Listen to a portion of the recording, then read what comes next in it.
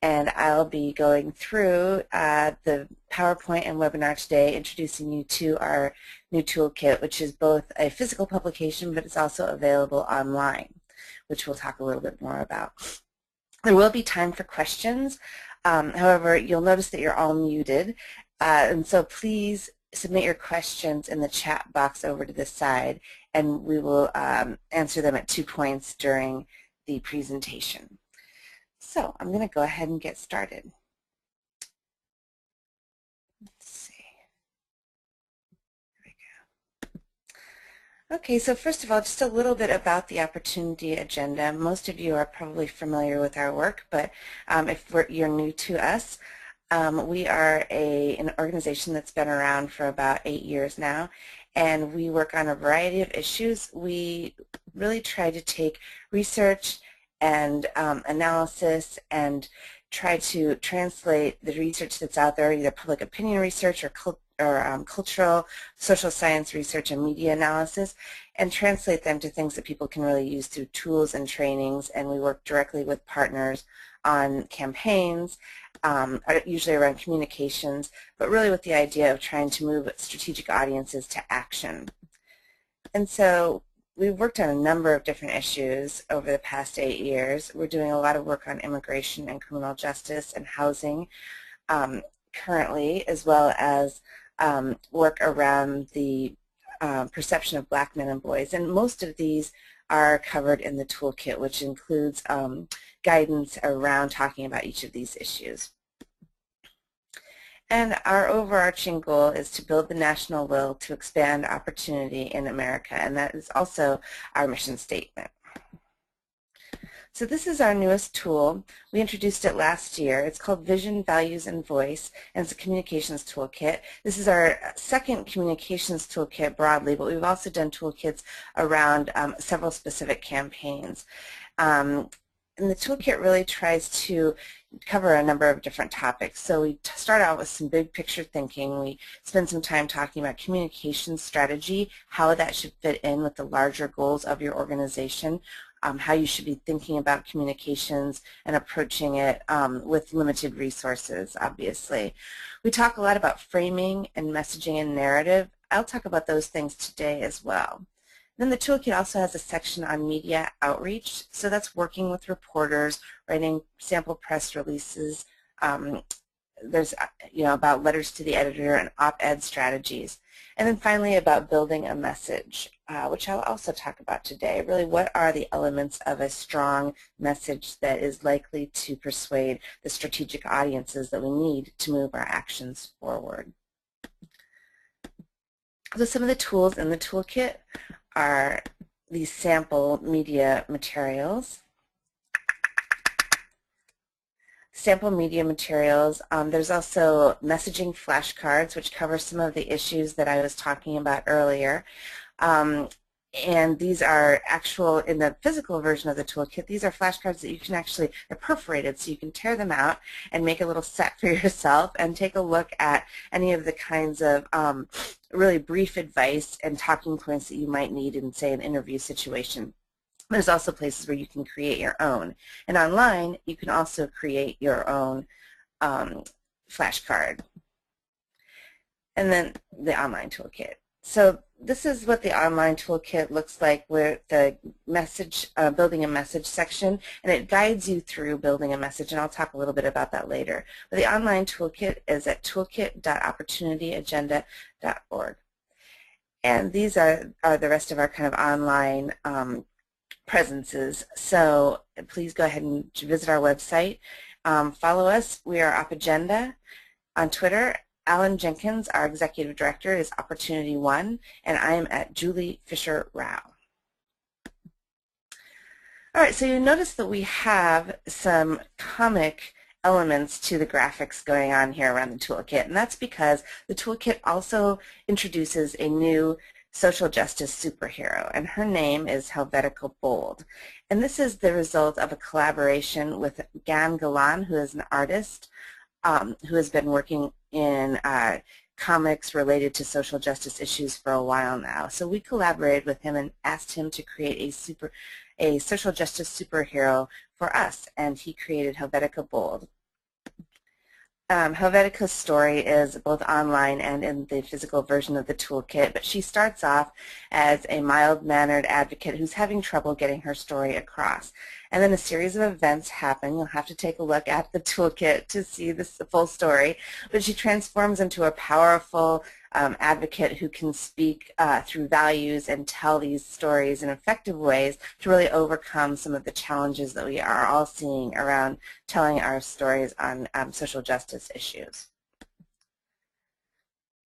So when we start out thinking about communications and communications in the social justice arena, there's really 4 types of communications to think about. Obviously there's way more than that, but there's 4 to really kind of think about in a strategic way.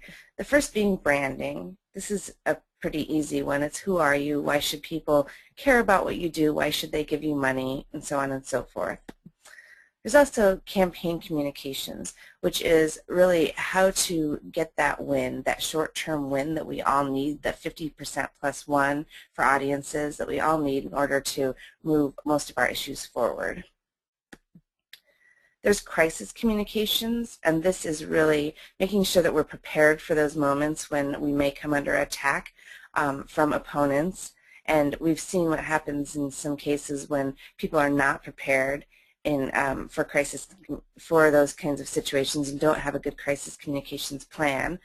ACORN is one good example of that, which doesn't really exist in the same form anymore because when they were under attack, they didn't have a good, strong story to tell that were able to fend off those attacks. But then finally there's this long-term movement of hearts and minds, and this is really the idea that in order to succeed in all the issues that we care about, we need to tell longer-term stories that really are about culture shift, are about strong narratives that are counter to some of the meta-narratives that the conservative side or anti-social justice proponents have been telling for so long. And I'll give an example of that in a second. But the idea is that we really need to make sure that all of these other kinds of communications, our branding, our campaign communications, our crisis communications, all add up to this longer-term story that will really shift hearts and minds excuse me, in the long term. And hopefully find ways that our campaign communications, for instance, aren't just a series of unrelated communications that don't have any kind of relationship to one another. So why do we need Helvetica Bold? So in the comic, Helvetica's nemesis is called the mindset. And the mindset main weapon is the dominant narrative. And so this is the dominant narrative that is out there around many of our issues, the idea that, for instance, government is useless or problematic, the idea that racism is over. There's all these kinds of dominant narratives that go on in people's head. And so oftentimes what we will try to do is just go out and dump a bunch of facts on people or try to tell one story that's just specific to one issue instead of really trying to engage in changing this dominant narrative. So, but our opponents have figured out that the dominant narratives are important, and like I said, I'll give an example of this, but they have really done a fairly good job of telling consistent stories over time that are starting to sound really familiar to people, including people that we want to persuade. So we need to figure out how to tell these bigger stories in ways that will add up to a longer-term strategy, excuse me, add up to longer-term storytelling and really shift the culture in ways that move people's hearts and minds. And then eventually, policy. So what is a narrative? We all instinctively know what a narrative is. It's the idea of story. It's telling a larger story. It's not just a specific message about something, but rather the long-term story and vision of what we want for our issue or for the kind of policy change that we want. Any story, any good story, has heroes and villains, and we need to make sure that we're clear about who the people that we want to succeed are and what we don't want to succeed. And this doesn't mean to villainize people by any means. but it can mean villainizing an idea or a mindset or an approach. You know, this has been happening to quote-unquote liberals for a long time. It's like that's just a bleeding heart liberal idea. So it's not necessarily attacking a quote-unquote liberal, but it's attacking the approach. So we can start thinking about how to do the same thing without really trying to divide or, like I said, attack people, but attack a mindset or an idea. We can key into familiar themes. We need to think about that when we tell stories and make sure that we're not just trying to start from scratch. People have very specific ideas already going on in their heads. And the more that we can key into those ideas, the more we can tell a familiar story that does most of the work for us. So most people, for instance, when they saw Star Wars, that's based on old Westerns. Once the basic idea was set out, people could follow along pretty quickly with what was going on because it was a familiar story. If you say this is sort of a David and Goliath situation, I mean, it's overused, but it's familiar. It's going to tell people right away what's going on. Same thing with The Sky is Falling. There's a reason that we use these kinds of themes over and over again. It's because it connects with people and it makes our jobs easier. So the more we can think of some of how our issues really lay onto these familiar themes and stories, they'll do a lot of the work for us. And then we finally need to make sure that we always key into values. There's a lot of research out there that shows that people really change their minds and think about things through a lens of values. So this means that facts are important but not sufficient.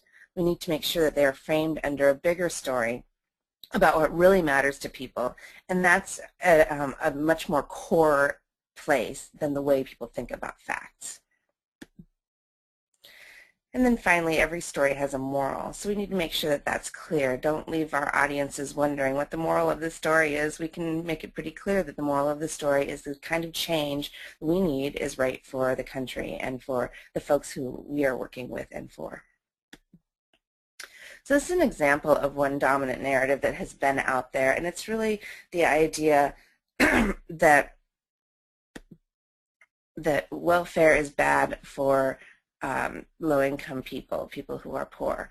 So it starts out with Reagan talking back when he was the governor of California about programs that reward people for not working, that separate families, doom children to repeat the cycle. So we started hearing this story about repeating a cycle of dependency, that welfare was hurting the people it was meant to assist, actually, by making them dependent and also lacking in a work ethic and so on and so forth.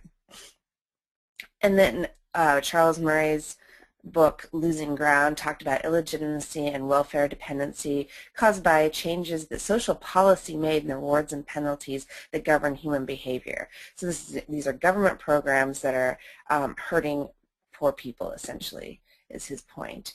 And then Newt Gingrich chimes in the 90s. And then finally, we see actual policy change occur when Democratic President, Bill Clinton signed the Personal Responsibility and Opportunity to Work Act in 1996, ending quote-unquote welfare as we know it. So we saw that not only was this a drumbeat of interconnected messages, it was also a whole arcing story that ended with actual policy shift. And it didn't end there, obviously. There's all sorts of rhetoric out there about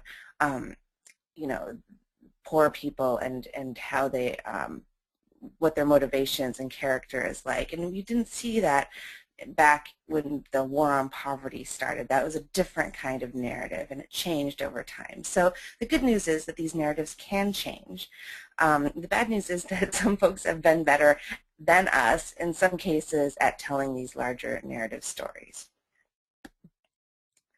But what can we do to change the story? And the toolkit really talks about this quite a bit. We call it the opportunity story, but really it's a set of principles that should govern our thinking about putting a story together and putting our communications together to move our strategic audiences. So the elements are, of course, the values piece, and you'll hear me talk about this a little bit more today, but really that idea that, again, people don't make up their minds based on facts alone. Facts are important but not sufficient. We need to make sure that we promote a positive vision, that it's not enough to be against something. We need to be for something positive, and we need to make sure we have solutions all the time. We need to create a drumbeat of interconnected messages, similar to what I just showed you about Ronald Reagan, Charles Murray, and Newt Gingrich. There's a drumbeat of messages that are hitting it. They're not using the same exact language, which is important to consider, but they're using the same themes, the same bigger story. We need to make sure that we're talking about systems more than individual stories. We're kind of hardwired to think in terms of individual stories, but that can be difficult for folks who are, those of us who are trying to put something forth that's more of a progressive agenda, because usually we're talking about community level solutions. We're talking about systemic level solutions that are about policy and government and not just about individual merit or individual ability. And so often when we tell individual stories alone, they really tap into this idea that everyone should just be able to pull themselves up by their own bootstraps. People will see an individual, and if it's a success story, they'll say, I just wish more people were like that person. If it's a story of failure, or an unhappy story, people will say, well, instead of fixing the system, I think we just need to fix that one person. That's what comes into their minds. And so we need to be careful about telling stories that are more at the systemic level. And we need to tell a positive story. We need to, it's important to know when there are it's important to defend ourselves when people are attacking, but we need to then step out of that and also be able to tell the story that we want to tell and not spend all of our time in just defensive mode. So why values? So our case for using values is multi-pronged, but here's one of our first arguments. So a lot of us who work in policy spend a lot of time talking about specific policies. So we'll talk about these kinds of things, DACA or secure communities in the immigration context, the Community Reinvestment Act, and so on and so forth. And this language is useful pretty much only to audiences who are also working in this area. So it doesn't get us very far. It doesn't get us out of those audiences. And in fact, it can alienate or bore audiences who are not familiar with these kinds of terms. And most of us have figured that out. And so we think, okay, I will start this conversation around the issue that I'm talking about. I will tell people I'm working on immigration right now, or this is about criminal justice or affordable housing. And this is clearer, certainly, but it has its own pitfalls. And one of them is that a lot of people, most people, already have very strong, deeply held ideas about these things, some of which are in our favor, but some that are not. And we don't always know when we're approaching an audience where they are standing exactly. For instance, research has shown that if you talk about affordable housing, that term turns off both people on the kind of left side of the spectrum who really think about, excuse me, failed housing projects from the 70s, but it also will, and earlier, and it also turns off people on kind of the more conservative leaning side of the spectrum because they see it as being about handouts. Excuse me. So that term alone is not sufficient to get people thinking in the way that we want them to think about affordable housing. So we suggest and recommend that we start at a higher level. We start talking about values, the thing that is, the ideas that are deeply held, that engage in our national culture, that engage in our national psyche. It's about what kind of country we want to be. We want to be the kind of country where people can afford to live in the communities that they work in, that firefighters and police officers and teachers can afford to be there, to be in the same community that they provide services, and make sure that our communities are healthy and sustainable. And in order to do that, we need housing that people can afford to live in. So our organization is founded on a few values that we have already done some thinking about. And so in the toolkit, you'll see listed out these main values: opportunity, obviously being an overarching one, but also equality, security, mobility, economic mobility, voice, redemption, and community. And the idea that all of these together encompass our human rights, are about human rights. And so a lot of people will, when I talk about values, say, yes, I understand it, but I find it really difficult to put into words because it sounds corny or it sounds cheesy or I'm just not sure how to put it into words. So first of all, yes, it does sound corny, but it works, and you can also talk about values in a way that is comfortable to you. You can find terms that will work, but also we've done some of the work for you. These are some ways to talk about values, and so please go ahead and consider using this language if you want. It's there for you to take. All right, so another part of telling this opportunity story is to promote a positive vision and positive solutions. And the reason Martin Luther King Jr. is on here is because as an activist out here in California, Van Jones, used to say, there's a reason that Martin Luther King Jr.'s most famous speech is not, "I have a complaint." So it's important to think about that "I have a dream" side of the speech. Why that was so moving to people. It's because it was a positive vision. It was looking forward. It was telling people what could be instead of just telling them what's wrong now. There's so many things that are wrong now that if we focus only on that, there's a very high likelihood that our audiences will turn us off or ignore us or just think this is just another problem that I can't solve and I'm not sure who can. We need to tell them that we know that there are solutions and we know what needs to happen to solve them. So I talked a little bit earlier about the individual storytelling versus thematic. This is one example of a change over time that worked fairly well, and it's around racial profiling, which when people first started thinking about racial profiling, they didn't call it that. They would mostly talk amongst themselves, often African-American men, saying, "I'm getting pulled over a lot. I get pulled over, obviously, a lot more than I feel like other people do." And then if it was covered or spotlighted, it would be under the context of, well, that's a racist cop that maybe is pulling over more people, or that was an isolated incident. And that worked in the favor of people who continued to racially profile because people would think, oh, well, we just need to fix that one racist cop, and so maybe punish that one person. But when we were able to pull back and take a look at the statistics and start looking through the bigger story and telling a bigger story and giving it a name, we were able to redirect people from the individual to the system. So it's not just a racist cop. This sounds like it might actually be a policy that police departments have, and if it has a name, which at first was driving while black and then driving while black and brown and then eventually racial profiling, if it has a name, it sounds like a policy, and it sounds like a policy that we don't approve of, that violates our values and actually does not reflect the kind of country we want to be.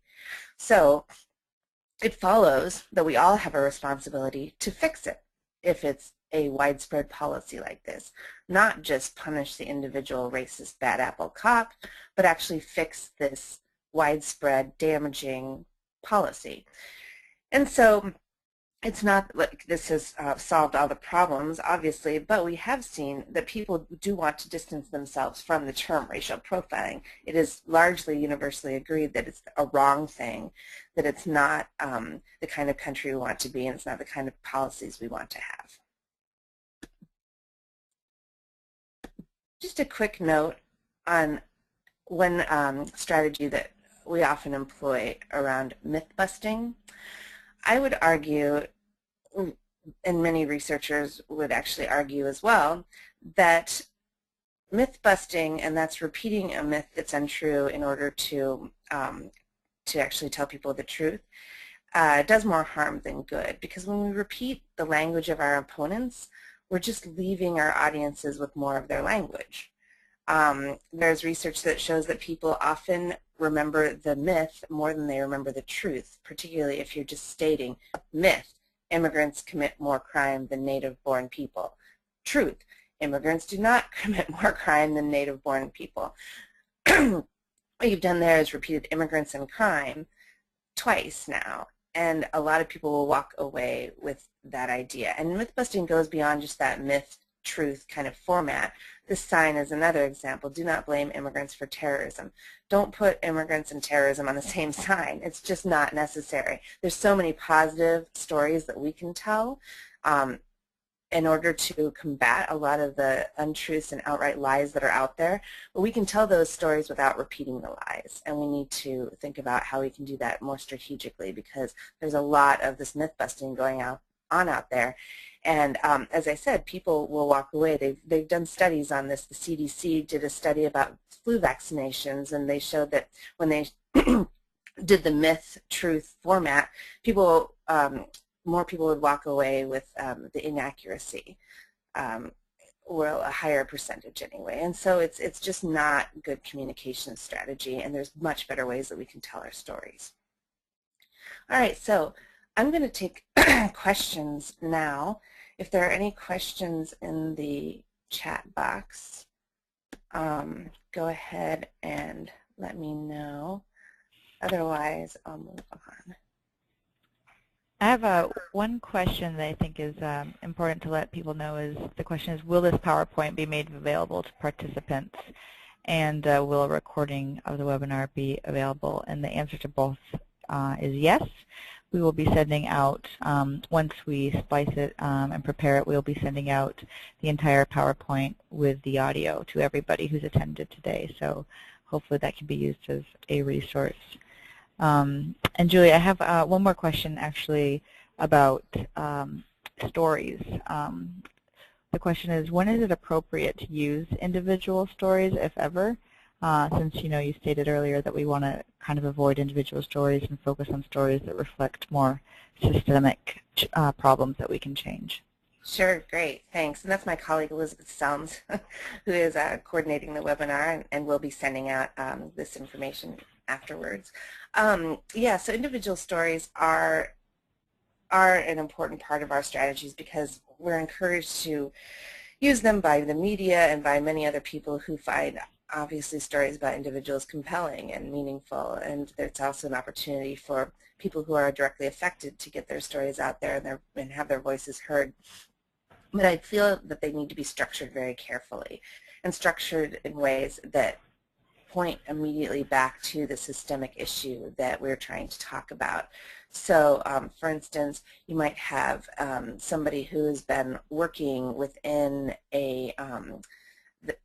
within a corporation or within a bureaucracy that has pinpointed what they think is wrong and is able to speak up about it. That story is tied directly to the thing that you want to change with that corporation or that bureaucracy. It might be somebody who is directly affected, but whose story is so clearly similar to so many other people's that they can tell it and connect that this is an ongoing systemic problem. But we need to do it really carefully and very strategically, because otherwise we really risk people going back to that, fix the person or celebrate the person downfall. Julie, there's another question about the toolkit, which is how do we get the toolkit? Right, so it's available online, and that's at toolkit.opportunityagenda.org, and I'll show everyone a little bit about that in a few minutes. I'm not sure, Elizabeth, you could probably answer a little bit better than I could if they are able to get the physical version. Yeah, if you go to the Opportunity Agenda website, there's also a link to our online toolkit. And on the online toolkit, there's a place where you could download the toolkit as a PDF, and you can also download the Helvetica Bold comic book, which is a very cool sort of side package that you could read through. It's a great social messaging comic book. You get to know our social messaging superhero even better. So. Okay, thank you. All right, I'm going to move on. There aren't any more? Okay. Nope. Great. Excuse me. So next we're going to talk about building a message. So we talked a little bit about narrative and these bigger stories, but the way that we tell those bigger stories is through individual messages. Always keeping that bigger narrative in mind when we're building these messages, but we're not always telling the whole big narrative story. We're often telling just parts of it. So I'm going to talk about elements of a successful and hopefully effective social justice message. So first of all, what is this idea of narrative versus message? One of the ways that we like to illustrate that is this is a mural in Los Angeles, here where I am, from a health clinic. It's on the side of their building, and it really represents their vision, their bigger story, their kind of narrative about what a healthy community should look like. What do you need in a healthy community? You need the clinic, obviously, but you also need green space and a healthy arts community and thriving businesses and good education. So all of these things are important when you're thinking about the elements of a healthy community. And that's their vision, that's their bigger story, that's their narrative that they want to tell, that it's not just about the clinic, it's not just about health access, it's about all of these different things. But when they're going out with a specific message, that message might be about, but today we need a playground. So they would always start out with this bigger mural in mind and then move down to their specific message, but always showing how that playground is part of their bigger story, part of their bigger vision. So a message is really that smaller piece of the narrative, but always keeping the narrative in mind. So in thinking about messaging, one of the first things we ask people is, who is your audience? And a lot of people will tell us it's the general public. But I want to say there is no general public when it comes to message development and message strategy. That's because that audience is too broad. That does not give you enough information to come up with an effective message. If you're only thinking general public, then you're thinking of just throwing words out into the ether with a very wide net, and you're very unlikely to come back with the kind of action that you want. So another way to think about audience is with a scale of 1 to 5. 1's being the folks who are with us, the base, the folks that we just need to make sure we mobilize and energize, that if we keep them really motivated, they'll just pick up a sign or make the phone call when we ask them to. The kind of 3's and 4's are those persuadable folks. We need to ID the themes and the messages and the spokespeople that can talk to them and really get them on our side. And then finally the 5's. And we need to make sure that they are just not influencing the rest of our folks, particularly the 4's and the 3's. Now a lot of times we'll find ourselves thinking a lot about how to argue with the 5's because they're the people who frankly annoy us the most and are the largest danger to our cause often. But I would argue that that is not a good use of limited resources because we're not going to change their mind. Now any interaction with the 5's should be with the idea of how they are influencing the people that we need to bring along with us. People whose mind you can't change, if your strategy is to change their mind, that is just an ongoing loop. The strategy needs to be, there might be times when maybe you do want to argue with them to make them mad, to show so that they show their true colors to the 3's and 4's, and the 3's and 4's then don't want to be associated with those true colors. But for the most part, we want to make sure that we're really focused more on the 1's through 4's, the folks who we can motivate to come along in the way that we want. So once we've thought through audience, then we can start thinking through the elements of a message. But the first step should always be that identify your audience. Who is this for? And the more specific you can be, the better. So if you can really think, like, not just where they fall along that 1 through 5, but also what really matters to this audience, starting with, of course, the values. What are the values that we share? How can I really start talking to them in a way that they're going to hear because I'm talking about something they really care about?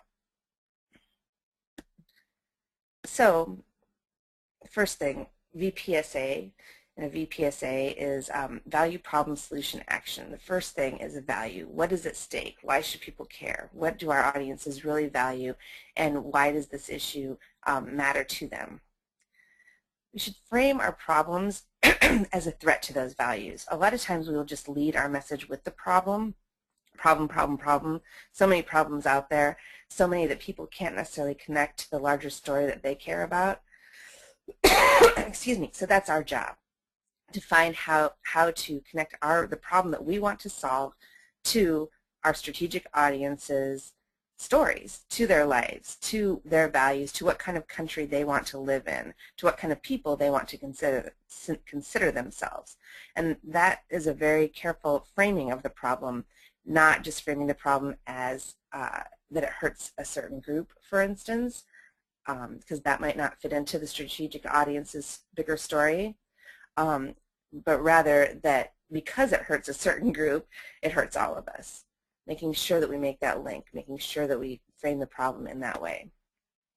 Then we can frame the solution as restoring the values that are important to us, that it's about all of us, that it affects everybody if a certain group is hurting. Because, for instance, when we talk about due process in an immigration context, we saw in focus groups, we saw in message testing that if we started off just talking about the violation of due process for immigrants, we would get probably the 1s and 2s and some of the 3s along with this saying, oh, that's horrible, yeah, I don't agree with that, that shouldn't be happening.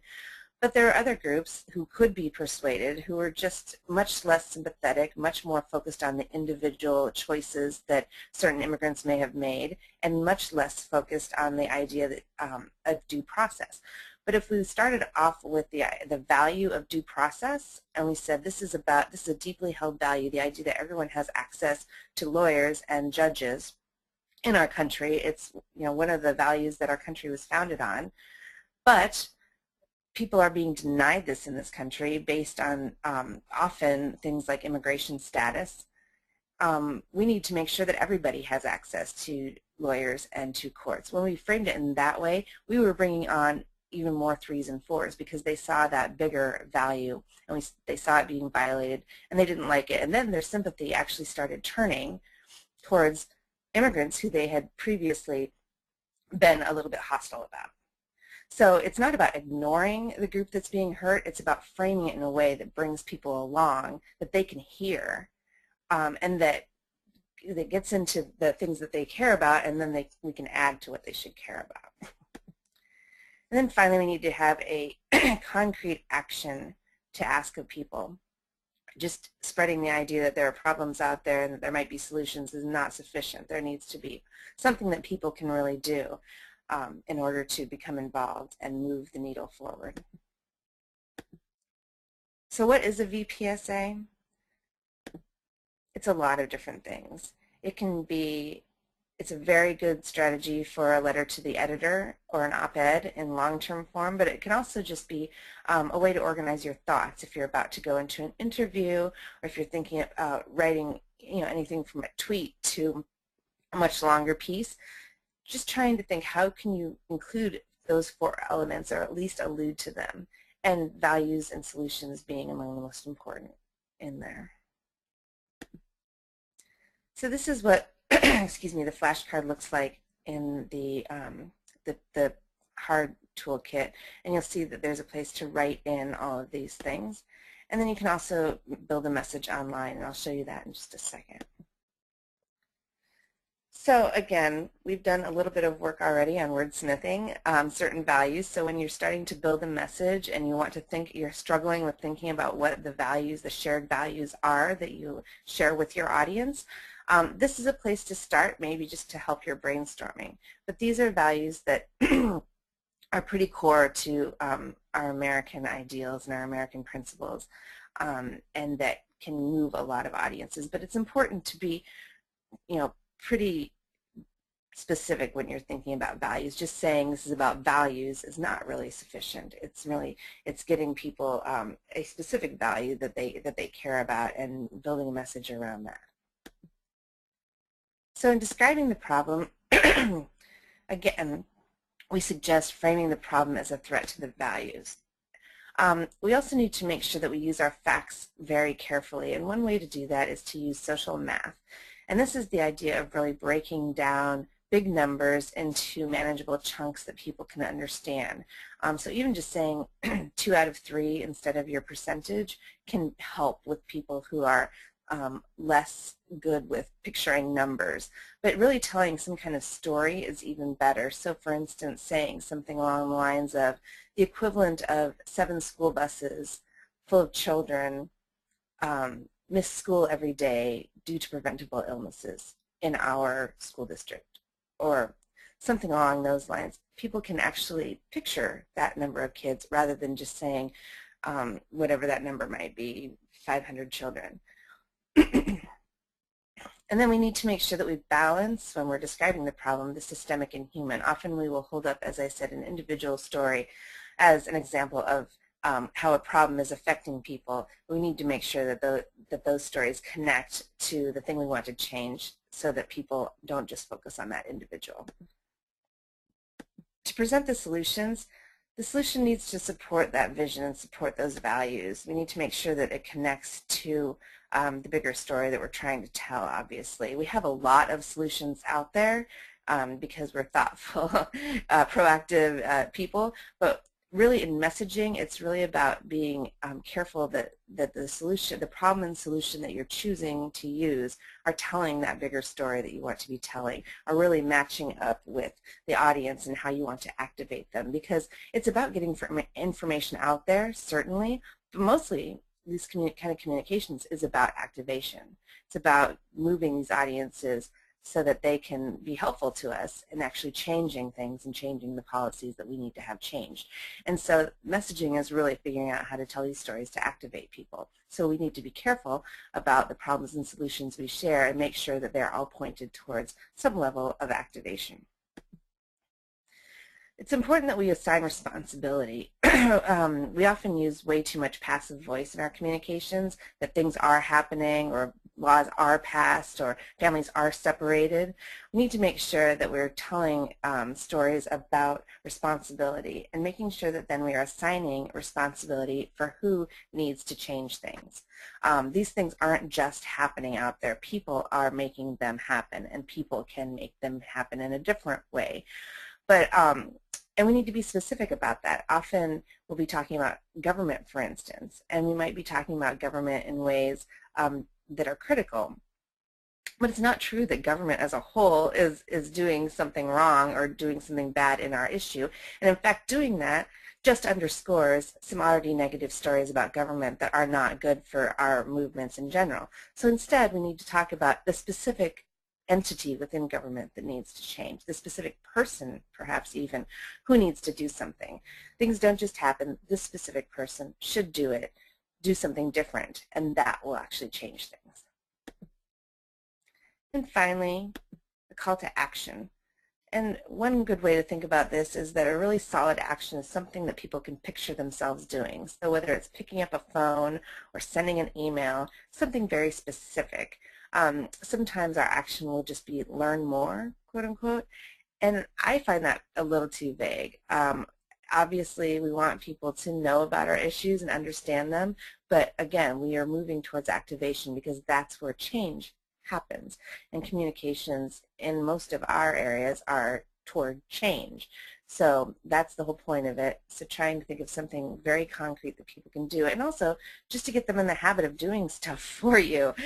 Maybe you don't have a very specific campaign action for them today, but if you can get them in the idea that they are part of this, they'll feel more of a part of it if they've done something for you. So drilling down to the most concrete action is important. All right, so I'm going to pause for questions again before I show off the online toolkit. Elizabeth, are there any other questions right now in the chat box over there? Yeah, there's actually one question about the solution on the VPSA. How far-reaching should our solution be? Should it be the end goal, or should it be something more attainable on the way to that end goal?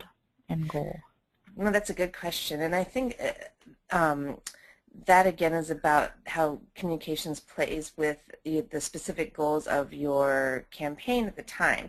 So I think the bigger story that you want to tell, you want to make sure that the solution fits up with that, but you want something that's in most cases relatively manageable for people to be thinking about, that is attainable in the short term. So for instance, in the criminal justice field, a long-term goal might be to completely transform the criminal justice system that we currently have, because it's not working and it violates our values.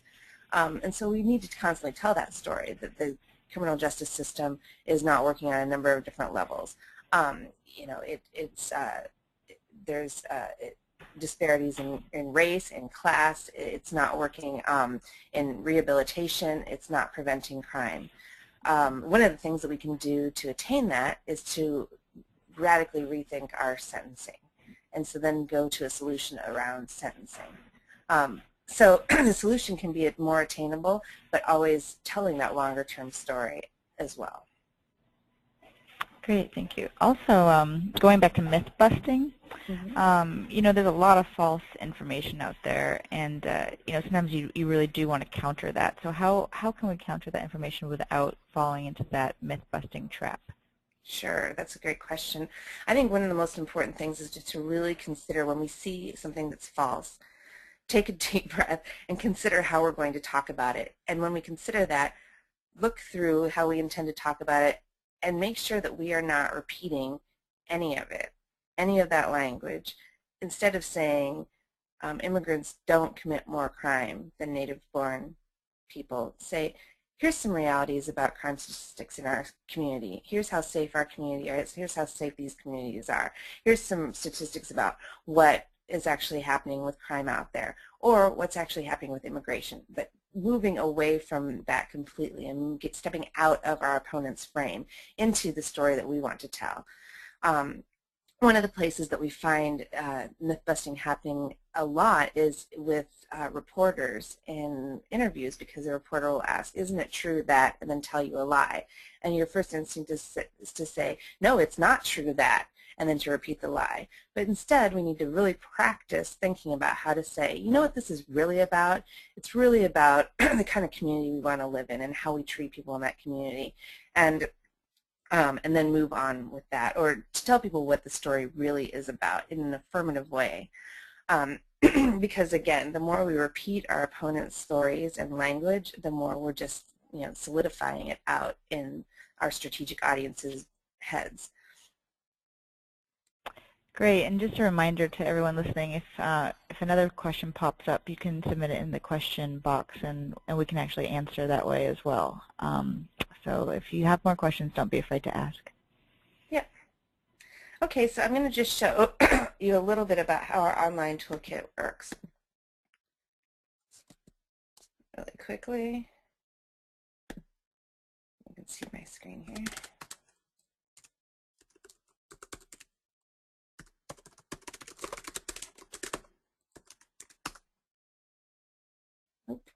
Okay, that's what I get for not having this bookmarked. Yeah, there it is. Okay. All right, so there it is. And there's Helvetica Bold, and you can see that everything what I've talked about today is included here. We've got big picture thinking, narrative, framing, and messaging, the building a message, and then here's the messaging ideas and flashcards, and then the media tools. So I'm just going to show you the flashcards really quickly. And these are a series of, let's see, these are a series of cards that about a number of different issues where we have gone through and taken the research that's available, the media research and analysis, the talk to advocates around the country, and come up with just really boiled down information about these things. And so, for instance, due process that I was talking about before. Here's the core message, a few ideas about how to talk about due processing, and then on the other side is a sample value excuse me, problem, solution, action. So a sample VPSA. And you can download these cards, and they fit basically on a regular sheet of paper that you can fold over and then use. Like I said, if you're in an interview or if you're writing an op-ed and that sort of thing, you can filter these by issue, area. You can see that there's kind of larger issues, human rights, for instance, economic opportunity, racial justice, immigration. And then also we have information about talking about a positive role for government. And so you can do that, and then you can also create your own flashcard here. And you can do that by just following through. It guides you through. You start off with a title, which we suggest identifying your audience right away and putting that in the title. And then you go through and you do the VPSA, and then you can print it out and have your own series of flashcards. We'll continue to add to these as we get more research and information. For instance, we're working a lot on criminal justice right now, so there will be criminal justice flashcards coming soon. There will be probably more on immigration coming soon as well. And then, like I said, you can add your own also. So that's the toolkit. And the other important part about the toolkit, well obviously there's Helvetika's story because that's interesting, but also is feedback. We would like your feedback on the toolkit, and so please go ahead and once you've taken a look through the toolkit, go ahead and fill this out, and especially if you have any questions, but also if you have any comments or pushback, go ahead and fill this out and send it to us, and we would love to see what you think. And you can also sign up for our newsletter here.